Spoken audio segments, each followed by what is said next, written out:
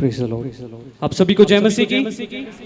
आप सभी खुश हैं, आनंदित है? तो एक बार परमेश्वर के लिए जोरदार तालियां बजाएं, क्योंकि उसकी हुजूरी हमारे बीच में है।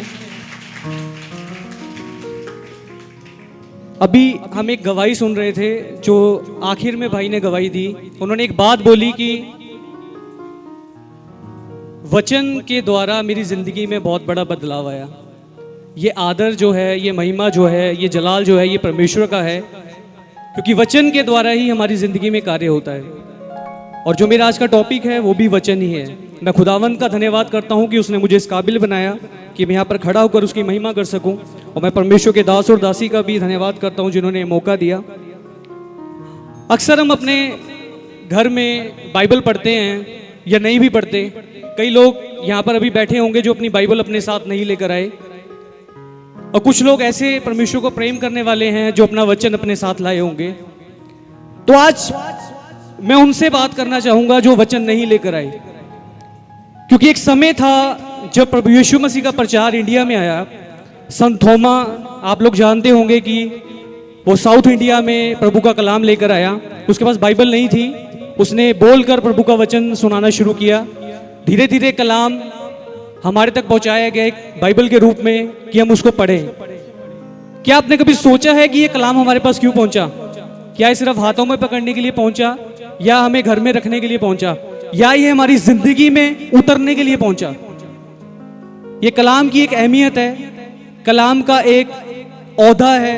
परमेश्वर का वचन जो है वो जीवित वचन है। परमेश्वर सबसे ज्यादा अगर किसी चीज से बात करता है तो उसका वचन है। हम कहते हैं कि हम दुआ करेंगे, मैं आपसे सच बोलता हूं, दुआ करते हुए कनेक्शन बनाने में हमें 3 घंटे लग जाते हैं, तब जाकर हम परमेश्वर से मिल पाते हैं। लेकिन वचन सटीक हमसे तभी बात करता है जब हमें उसकी जरूरत होती है। अगर आप भजन संहिता उसको 138 उसकी 2 आयत पढ़ें तो दाऊद राजा एक बड़ी अच्छी बात वहां पर बोलता है, क्योंकि तूने अपने वचन को अपने बड़े नाम से अधिक महत्व दिया। परमेश्वर अपने नाम से भी अधिक अपने वचन को महत्व देता है। तो फिर हमें वचन क्यों पढ़ना चाहिए? कुलुसियों उसका 3 अध्याय उसकी 16 आयत में लिखा है, मसीह के वचन को अपने हृदय में अधिकाई के साथ बसने दो। जब हमारे अंदर परमेश्वर का वचन होगा, उसके बाद हमें परमेश्वर का चरित्र क्या है वो पता लगेगा, उसका प्रेम क्या है वो पता लगेगा, परमेश्वर हमसे क्या वायदे करता है, क्योंकि बाइबल वायदों से भरी हुई है। परमेश्वर ने हर जगह हमसे वायदा किया है, मैंने तेरा चित्र अपनी हथेली पर खोद कर बनाया है, तू हर समय मेरे सामने रहता है, जब तू बना भी नहीं था तब से मैं तुझे जानता हूं। ये सब परमेश्वर के वायदे हैं। परमेश्वर कहता है ना मैं तुझे कभी भूलूंगा, ना कभी मैं तुझे छोड़ूंगा, ना कभी मैं त्यागूंगा। ये परमेश्वर के वायदे हैं। लेकिन अगर हम वचन नहीं पढ़ेंगे तो हमें कैसे पता लगेगा कि परमेश्वर का वायदा क्या है? जैसे इंसान बात करता है, मैं आपसे बात कर रहा हूं, खुदावंद भी हमसे बात करना चाहता है। अगर आप वचन शुरू से पढ़ना शुरू करें तो आदम को बनाने के बाद परमेश्वर मिलने आता था। परमेश्वर ने ऐसे नहीं छोड़ दिया कि तुम्हें मैं नहीं जानता। परमेश्वर कहता है मैं तुझसे बात करना चाहता हूं। मूसा के साथ परमेश्वर आमने सामने बात करता था। क्यों करता था? क्योंकि मूसा जो था नम्र व्यक्ति था। जब तक हम कलाम नहीं पढ़ेंगे हमारे अंदर नम्रता नहीं आएगी, और जब नम्रता नहीं आएगी तो परमेश्वर नहीं आएगा। परमेश्वर तभी हमारे बीच में कार्य कर सकता है जब हम परमेश्वर को कार्य करने का मौका दें। वचन पढ़ने के साथ हमारे अंदर पवित्र आत्मा आता है, प्रभु यीशु मसीह का स्वभाव हमारे अंदर आता है। वचन ये भी कहता है कि जैसा मसीह यीशु का स्वभाव था वैसा ही तुम्हारा स्वभाव हो। जिस जिंदगी में वचन की कमी होती है वो लाइफ परेशानियों से भरी लाइफ हो सकती है। एक प्रॉब्लम हमारे सामने एक बहुत बड़ा पहाड़ बनकर खड़ी हो जाती है। लेकिन मैं आपको एक बात बताता हूं, अगर कलाम आपके पास है तो आप प्रॉब्लम को बोल सकते हैं मेरा परमेश्वर तुझसे बड़ा है। कई बार क्या होता है कि शैतान हमारे सामने एक हथियार लेकर आता है। अगर हमने वचन पढ़ा होगा, यशायाह 54 उसकी 17 में लिखा है, जितने हथियार मेरी हानि के लिए बनाए जाएं उनमें से एक भी मुझ पर सफल ना होगा। तो आप शैतान का सामना करेंगे उस वचन के द्वारा। प्रभु यीशु मसीह जब 40 दिन उपवास में थे तो शैतान के द्वारा उनकी परीक्षा हुई। वहां पर शैतान वचन में से बात कर रहा था। मैं ये 100% श्योरिटी से बोल सकता हूं, हम सबसे ज्यादा वचन का ज्ञान शैतान को है। लेकिन हराया उसे तभी जा सकता है जब हमें भी इसका ज्ञान हो।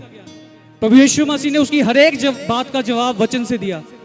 वो पुराने नियम से बात कर रहा था, उसने बोला तू अपने आप को गिरा दे तो परमेश्वर के दूत तुझे उठाएंगे। प्रभु यीशु ने कहा तू अपने परमेश्वर की परीक्षा ना कर, ये बाइबल में लिखा है। तो शैतान अंत में क्या होता है, उनके सामने से भाग जाता है।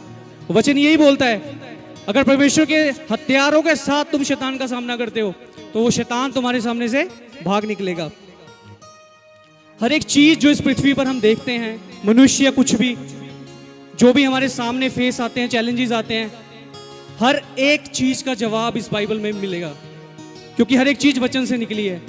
यूहन्ना उसकी एक में लिखा है, आदि में वचन था, वचन परमेश्वर था, वचन परमेश्वर के साथ था, वचन ही देहधारी होकर पृथ्वी पर आया। ये जो कलाम हमारे पास है ये खुदावंद खुद है। ऐसा हमारा खुदावंद नहीं है कि वो बोलने में कुछ और करने में कुछ और हो। जो उसने लिख कर दे दिया यही हमारा खुदा है। पुराने समय में लोगों के पास नया नियम नहीं था। मूसा, अब्राहम, इसहाक, याकूब, इनके पास नया नियम नहीं था, लेकिन फिर भी वो परमेश्वर के राज्य में प्रवेश किए। क्यों? क्योंकि वो परमेश्वर की सुनते थे, उसके पीछे चलते थे। आज हमारे पास ये 66 पुस्तकें हैं, हमारे पास पौलुस के द्वारा लिखी गई पुस्तकें हैं। हर एक चीज के बारे में हमें बताया गया, हमें कैसे चलना है, हमें कैसे खाना है, कैसे जिंदगी को जीना है, हर चीज हमें सिखाई गई है। अगर आज कोई इंसान इसको पढ़ने के बाद परिवर्तित नहीं होता तो इसमें परमेश्वर 1% भी दोषी नहीं है। परमेश्वर, मैं आपको एक एग्जांपल देता हूं, क्योंकि मैंने ये सीखा है कि एक शब्द भी परमेश्वर का कार्य करता है। शाऊल को प्रभु यीशु मसीह ने ऐसे बोला, ए शाऊल तू मुझे क्यों सताता है? वो अंधा हो गया। अगर आप पढ़ें प्रेरितों के काम उसका 8 अध्याय उसकी 26 से 40, यहां पर एक रियलिटी लिखी है, मैं स्टोरी नहीं बोलूंगा। खोजे नामक एक व्यक्ति था, वो एक रास्ते में जा रहा था, वो अपनी जर्नी पूरी कर रहा था। तो रास्ते में क्या होता है कि वो यशाया नबी की पुस्तक पढ़ रहा था, और पुस्तक पढ़ते पढ़ते परमेश्वर के साथ वो बात करने की कोशिश कर रहा था। उसी समय परमेश्वर अपने दूत को भेजकर फिलिपुस के पास भेजते हैं और बोलते हैं, जा, खोजे वहां जा रहा है, उसके साथ जाकर उससे बात कर। वहां पर लिखा है कि फिलिपुस के पास दूत गया और फिलिपुस खोजे के पास गया और वो रथ के आगे रुका। खोजे ने उसको अपने रथ पे बिठाया। उसने पूछा कि तू क्या पढ़ता है? खोजे बोलता, मैं यशाया की पुस्तक पढ़ता हूँ। उसने बोला, क्या तू इसका अर्थ जानता है? कहता, जब तक कोई मुझे ना बताए मैं इसका अर्थ नहीं जान सकता। यहाँ पर सीखने की बात क्या थी? खोजे का मन परमेश्वर ने परख लिया था कि वो मुझे ढूंढना चाहता है। परमेश्वर ने अपना दूत भेजा, जा मेरे दास को उसके पास भेज। और उसी समय आगे जाकर ऐसा लिखा है कि उसी पुस्तक को पढ़ने के बाद तुरंत रास्ते में उसने बोला, यहाँ रथ को रोको, पानी देखा, बपतिस्मा लिया, खुदावंद यीशु को अपना उद्धार करता, मुक्तिदाता कबूल किया और उसकी जिंदगी बच गई। एक वर्ष, एक वचन हमारी जिंदगी में कार्य कर सकता है। अगर आप अपने मन से कलाम को पढ़ते हैं तो आपका मन बदलता है। एक चीज जो मैंने अपनी लाइफ में महसूस की, आजकल की मॉडर्न टेक्नोलॉजी में हम सुबह उठते हैं, अपना फोन निकालते हैं, इंस्टाग्राम, व्हाट्सएप, रील्स देखा, उस पर एक वर्स आती है, वहां पे लिखा होता है, यहोवा मेरा चरवाहा है, मुझे कुछ घटी ना होगी। हम सोचते हैं हमने वचन पढ़ लिया। ये एक फॉर्मेलिटी है। वचन शेयर करना, सुबह उठकर सबको वर्सेस भेज देना, हर ग्रुप में वर्स भेज देना, इट्स योर फॉर्मेलिटी ओनली। आप एक फॉर्मेलिटी को प्ले कर रहे हैं अपनी लाइफ में। सबसे पहली चीज रिलेशनशिप है जो खुदावंद के साथ होना चाहिए। प्रभु के दास अक्सर, मैं जब पासी के पास जाता हूं या किसी को मैं उनसे बात करते देखता हूं, वो अक्सर बोलते हैं, खुदा के साथ अपने रिश्ते को मजबूत करके चलो तो हर एक परिस्थिति में आप जय को पाएंगे। ये वर्सेस को ऐसे पढ़ना या जब हमारा मन कर हमने बाइबल खोली खुदा बात करेगा, ऐसा नहीं होता। कभी हो सकता है लेकिन हर बार नहीं होगा। आपको वचन को इसलिए लेकर बैठना है कि मैंने किसी को सुनाना नहीं है, मैंने खुद को सुनाना है ताकि मेरी जिंदगी बदले। कलाम कहता है, वचन के सुनने वाले ना बनो जो अपने आप को धोखा देते हैं, उस पर चलने वाले बनो। हम सुनकर मेरे को लगता है कि हमने हजारों प्रचारकों को सुना होगा, लाखों को सुना होगा, मैंने कहा करोड़ों को भी सुने।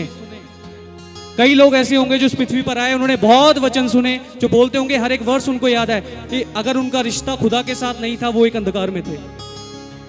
वो कह भी नहीं सकते कि वो परमेश्वर के राज्य में जाएंगे कि नहीं जाएंगे।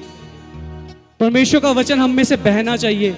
जब हम कहीं खड़े हों, हमें बोलने से पहले उसको पता लगे कि ये अलग है, इसके अंदर कुछ अलग बात है, इसके अंदर शायद परमेश्वर की बात है।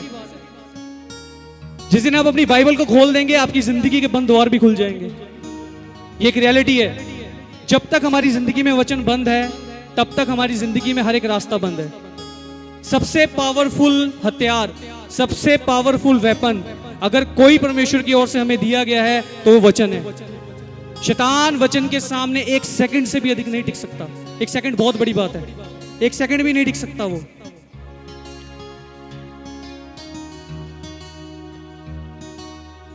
कई बार ऐसा होता है कि प्रचारक आया, उसने प्रचार किया, हमने उनके लिए तालियां बजाई, हम अपने घर चले गए और हम 2 दिन उसको याद रखेंगे, तीसरे दिन भूल जाएंगे। इससे कोई फर्क नहीं पड़ता।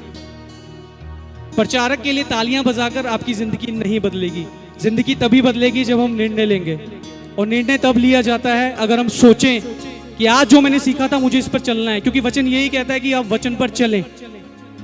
अगर हम वचन पर चलेंगे तभी हम परमेश्वर के बेटे और बेटियां कहला सकते हैं। निर्णय मैंने भी लिया था। मैं आपको अपनी एग्जांपल देता हूं, क्योंकि मैं नहीं शर्माता अपनी एग्जांपल देने में। बहुत लोग अपनी बातों को छुपाते हैं, मैं नहीं छुपाता। मैं जब जेल में था, आज से 3 साल पहले की बात है, 3.5 साल पहले की बात है, मैं मसीही परिवार में पैदा जरूर हुआ था, लेकिन बाइबल की एक भी वर्स मुझे याद नहीं थी।